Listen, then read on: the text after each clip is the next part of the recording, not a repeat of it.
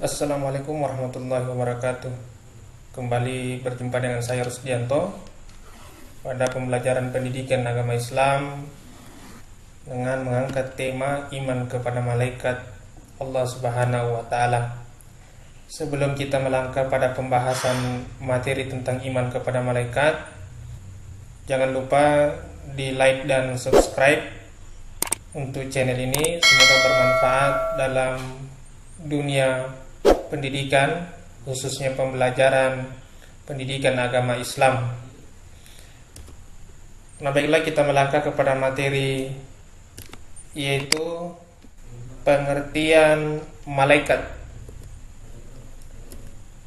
Malaikat berasal dari kata malaika dan merupakan bentuk jamak dari kata malakun yang berasal dari kata malakun. Kalimat malakun itu berarti utusan. Jadi malaikat adalah utusan Allah Subhanahu wa taala. Pengertian iman kepada malaikat artinya percaya bahwa malaikat adalah makhluk gaib yang asal kejadiannya dari nur atau cahaya, sesuai dengan hadis riwayat Bukhari, al-imanu an tu'mina billahi wa malaikah. Iman itu adalah engkau percaya kepada Allah dan malaikat-malaikat Allah. Dalil keberadaan malaikat dalam Al-Quran dan hadis-hadis Rasulullah Muhammad, yakni pada Quran surah Al-Anbiya ayat 26 sampai 27. A'udzubillahi minasyaitonirrajim. Wa qalu attakhazar rahmanu waladan subhanahu bal ibadum mukramun la yasbikunahu bil qawli wa hum bi amrihi ya'malun. Sebenarnya malaikat-malaikat itu ialah hamba-hamba yang dimuliakan oleh Allah. Mereka tidak mendahuluinya dengan perkataan dan mereka mengerjakan perintah-perintah Allah. Jadi malaikat ditugasi untuk melaksanakan segala perintah-perintah Allah dan tidak membantah daripada apa yang diperintahkan dan diberikan petunjuk oleh Allah Subhanahu wa taala. Kemudian dalil lain dalam Al-Quran terdapat dalam Quran surah Al-Haqqah ayat 17, yang artinya, dan pada hari itu 8 malaikat menjunjung ars Rabbmu di atas kepala mereka. Dalil kewujudan malaikat dalam Al-Quran surah An-Nisa ayat 136, dan barang siapa yang kafir atau tidak beriman kepada Allah, malaikat-malaikat, kitab-kitabnya dan hari kemudian, maka sesungguhnya orang itu telah sesat sejauh-jauhnya. Jadi berdasarkan Quran surah An-Nisa, seseorang yang tidak beriman kepada malaikat Allah, maka dia termasuk orang yang tersesat.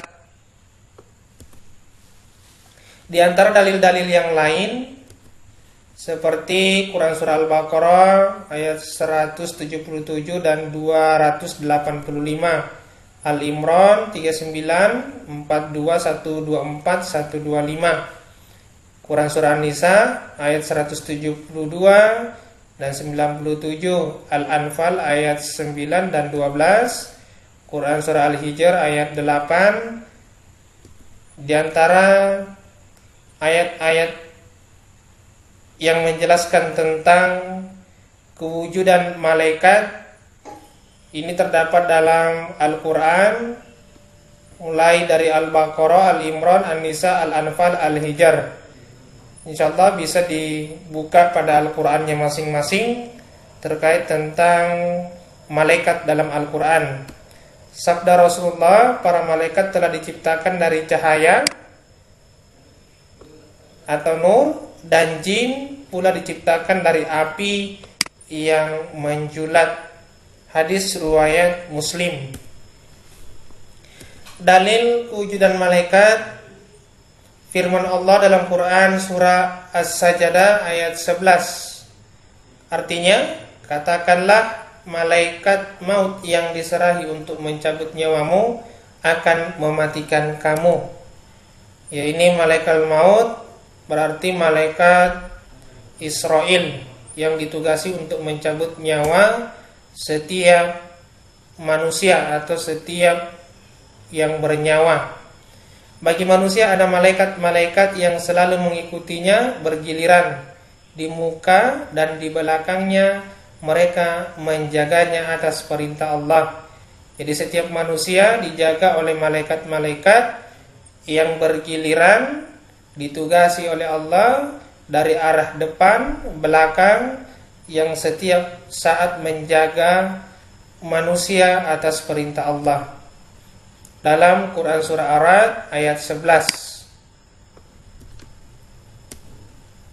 Sabda Rasulullah Muhammad SAW, kadang-kadang malaikat Jibril itu tampak padaku dalam bentuk manusia, lalu ia berbicara padaku dan aku pun menyadari apa yang ia katakan.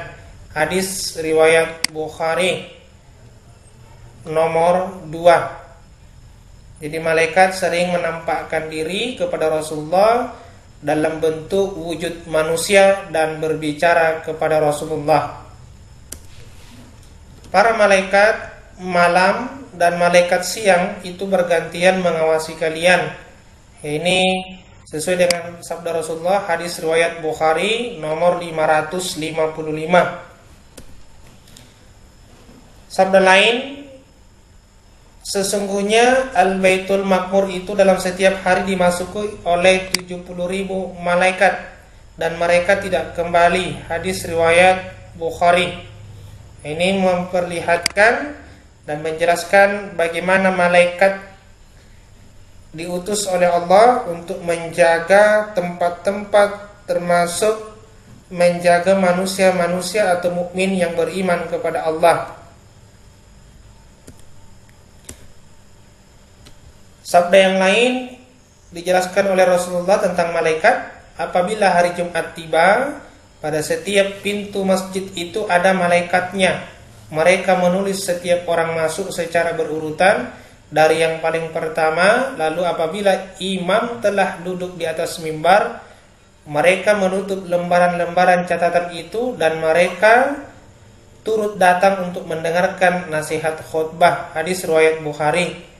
Jadi berdasarkan hadis ini, setiap hari Jumat maka setiap masjid itu dijaga oleh malaikat-malaikat setiap pintunya dan mencatat bagi orang mukmin yang datang beribadah sesuai dengan urutannya, dan apabila telah dimulai khatib naik ke mimbar untuk membacakan khutbah, maka para malaikat itu bersiap-siap juga untuk mendengarkan khatib khutbahnya dan menutup catatan-catatan para malaikat. Sabda Rasulullah SAW diriwayatkan oleh Utsman bin Khattab, apakah kalian mengetahui siapa gerangan orang yang bertanya tadi? Para sahabat menjawab, Allah dan Rasulnya yang lebih tahu. Rasul bersabda, dia adalah Jibril. Ia datang kepada kalian untuk mengajarkan kepada kalian tentang agama kalian.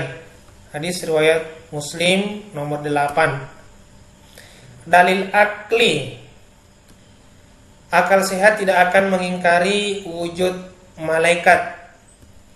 Yang kedua, para malaikat mempunyai banyak bekas atau tanda yang memastikan wujud mereka. Contoh, malaikat Jibril menyampaikan wahyu kepada Nabi Muhammad SAW. Kematian manusia karena ruhnya dicabut, ya, berarti yang ditugasi untuk mencabut nyawa adalah malaikat Israel. Manusia memiliki kelemahan pandangan mata, dalam artian memiliki keterbatasan untuk melihat atau menjangkau hal-hal yang tidak nampak dalam artian yang wujudnya goib atau yang tidak nampak dengan kasat mata. Kematian sebagai tanda adanya malaikat. Sifat-sifat malaikat, yang pertama, sifatnya dan tugas malaikat tidak sama dengan manusia. Tidak berjenis kelamin. Jadi malaikat tidak berjenis kelamin. Dia bukan dari jenis laki-laki maupun perempuan. Karena dia tidak memiliki hawa nafsu, maka tidak dibekali dengan jenis kelamin, serta tidak berkembang biak atau beranak pinak seperti layaknya manusia pada umumnya. Tidak makan atau tidak tidur, tidak istirahat.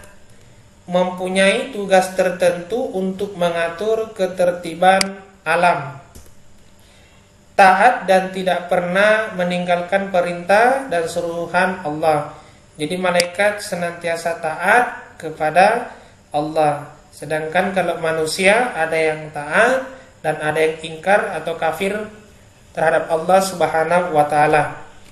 Mempercayai bahwa Allah telah menjadikan suatu makhluk dari nur atau cahaya yang tidak dapat dilihat dengan mata. Ini malaikat diciptakan dari nur atau cahaya sehingga tidak terlihat dengan kasat mata. Kemudian sifat yang berikutnya, Allah memberikan kelebihan kepada para malaikat atau muqarrabun yang didekatkan kepada Allah. Jadi malaikat yang diciptakan oleh Allah lebih dekat kepada Allah atau yang menciptakannya. Adapun peranan para malaikat-malaikat Allah, yang pertama membantu dalam penciptaan manusia.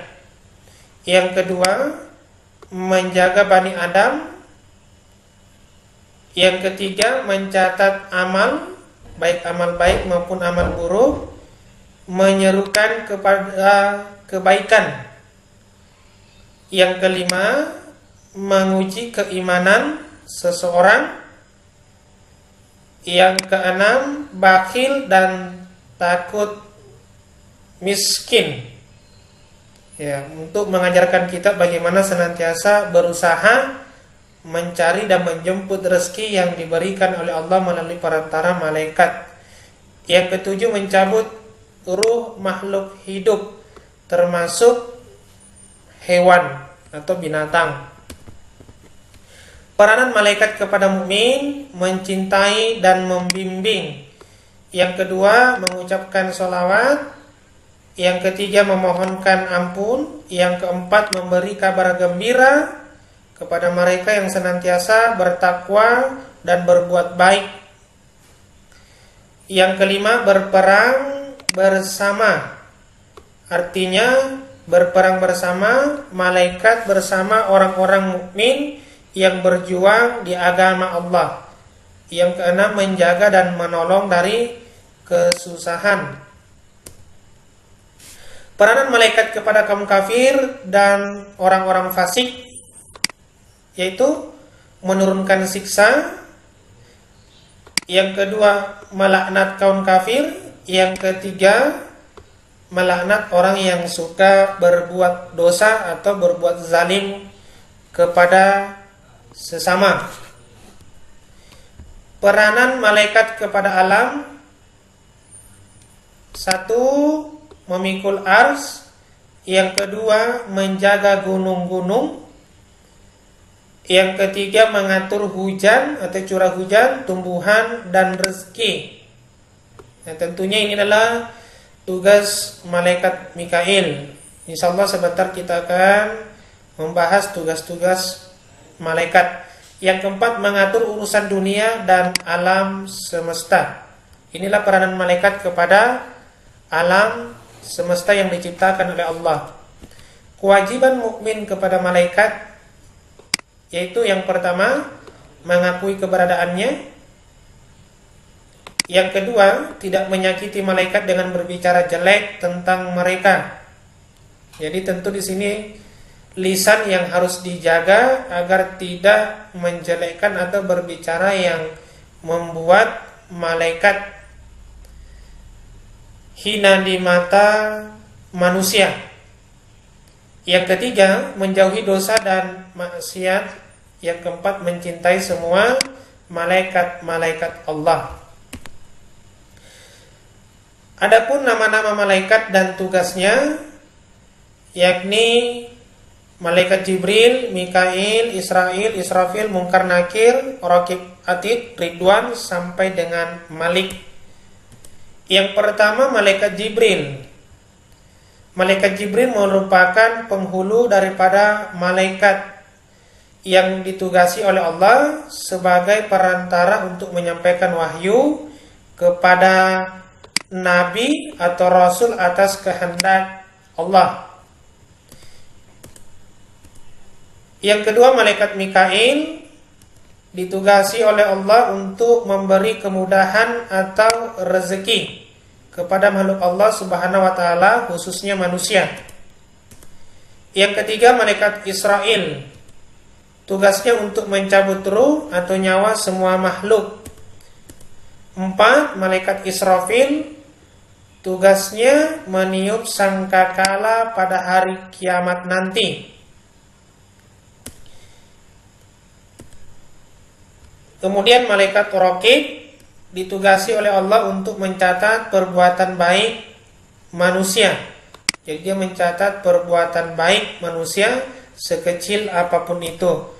Malaikat Atid ditugasi untuk mencatat amal jahat. Jadi kalau malaikat Raqib ditugasi untuk amalan baik, sedangkan malaikat Atid ditugasi untuk amalan yang buruk. Malaikat Munkar dan malaikat Nakir ditugasi oleh Allah untuk mengadili dan menanyakan apa-apa yang telah diperbuat manusia di dunia dan ini terjadi pada saat manusia meninggal dunia. 5 perkara atau pertanyaan malaikat Munkar dan Nakir di alam kubur. Yang pertama, man rabbuka, siapa Tuhanmu? Yang kedua, wama dinuka, apakah agamamu? Yang ketiga, wama imamuka, apakah pedomanmu? Yang keempat, waman nabiyuka, siapakah nabimu? Dan yang kelima, waman ihwanuka, siapakah saudara-saudaramu? Maka kita menjawab, Allahu Rabbi, Islamu dini, Qur'anu kitabi, Muhammadun nabiyyi, mu'minin mu'minat, muslimin wal muslimat ihwani. Jawaban ditentukan oleh amal masing-masing perbuatan manusia dan tidak satu pun yang bisa menyontek antara teman yang lain. Ini gambar ilustrasi bagaimana ketika manusia di alam kubur. Malaikat Malik ditugasi untuk menjaga pintu neraka, sedangkan malaikat Ridwan bertugas untuk menjaga pintu surga. Pada dasarnya manusia diciptakan oleh Allah dibagi menjadi 2 alam, yakni alam jasmani, alam yang dapat dialami dengan panca indera, ada yang boleh dilihat, diraba, dibau dan didengar. Yang kedua, alam rohani, yakni alam yang tidak dapat dilihat dengan panca indera. Dalil mengenai alam rohani dijelaskan dalam firman Allah, Quran surah Al-Isra ayat 85. A'udzubillahi minasyaitonirrajim. Wa yas'alunaka 'anir ruhi qulir ruhi min amri rabbi wa ma utitum minal ilmi illa qalila. Mereka akan bertanya kepadamu tentang ruh, maka katakanlah bahwa ruh itu urusan Tuhanku dan kamu tidak diberi ilmu kecuali hanya sedikit. Tanda-tanda beriman kepada malaikat yakni mempercayai dan meyakini dalam hati bahwa malaikat adalah makhluk gaib yang lebih dulu diciptakan oleh Allah daripada manusia. Yang kedua, mempercayai dan meyakini dalam hati bahwa malaikat bersifat gaib tidak dapat dilihat oleh manusia. Jadi malaikat memiliki wujud yang gaib sehingga tidak nampak oleh manusia. Yang ketiga, mempercayai dan meyakini dalam hati bahwa tugas malaikat itu bermacam-macam. Ada yang berkaitan dengan alam dunia, ada yang berkaitan dengan alam rohani. Mempercayai dan meyakini dalam hati bahwa orang-orang yang beriman dan beramal soleh kedudukannya lebih tinggi daripada malaikat. Inilah tanda-tanda beriman kepada malaikat. Dan yang terakhir, pernyataan lisan bahwa ia beriman kepada malaikat dan sifat-sifatnya. Inilah 5 tanda-tanda seseorang dikatakan beriman kepada malaikat Allah Subhanahu wa taala. Contoh-contoh perilaku dalam kehidupan sehari-hari yang mengimani malaikat, yakni selalu berkata yang baik, dan kalau tidak bisa maka dia lebih baik menjaga lisannya untuk diam. Berperilaku senantiasa yang mendatangkan manfaat bagi diri sendiri maupun orang lain. Saling membantu dan saling menguatkan dalam hal-hal positif yang diridhoi Allah. Yang keempat, senantiasa bersyukur ketika mendapat nikmat dan bersabar ketika mendapat musibah dan cobaan. Yang kelima, akan selalu memuliakan malaikat dan merasa malu kalau berbuat dosa atau maksiat kepada Allah maupun orang lain, bahkan dirinya sendiri. Penerapan iman kepada malaikat dalam sikap dan perilaku: gemar melakukan sholat berjamaah. Yang kedua, gemar berperilaku dermawan atau suka menolong atau memberi sesama yang lebih membutuhkan. 3, gemar menuntut ilmu.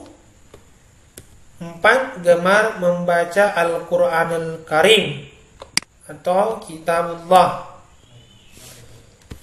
Sebenarnya semua manusia adalah artis film. Ini renungan untuk kita semua. Bukankah setiap hari kita disuting oleh malaikat Raqib dan Atid, dari mulai bangun tidur sampai dengan tidur kembali? Bayangkan, dokumen film itu akan diputar ulang di akhirat nanti tanpa sensor sedikit pun. Hanya mereka yang berakting sesuai skenario Al-Quran dan hadis-hadis Rasulullah yang akan mendapatkan piala citra surga. Mau piala? Ayo perbaiki akting kita lewat iman dan takwa agar dapat piala citra surga dari Allah Subhanahu wa taala. Amin. Ini bahan renungan di akhir pembahasan materi kita. Semoga penjelasan iman kepada malaikat-malaikat Allah menambah keimanan kita dan ketakwaan kita kepada Allah, serta mencontohi daripada perilaku dan menerapkan perilaku kita dalam kehidupan sehari-hari sebagai bentuk beriman kepada malaikat-malaikat Allah dan menjadikan kita insan yang lebih taat kepada Allah Subhanahu wa taala. Sekian dan terima kasih. Semoga daripada channel atau tutorial pembelajaran kali ini bermanfaat. Silahkan di like dan subscribe serta di share jika dianggap bermanfaat. Sekian, wassalamualaikum warahmatullahi wabarakatuh.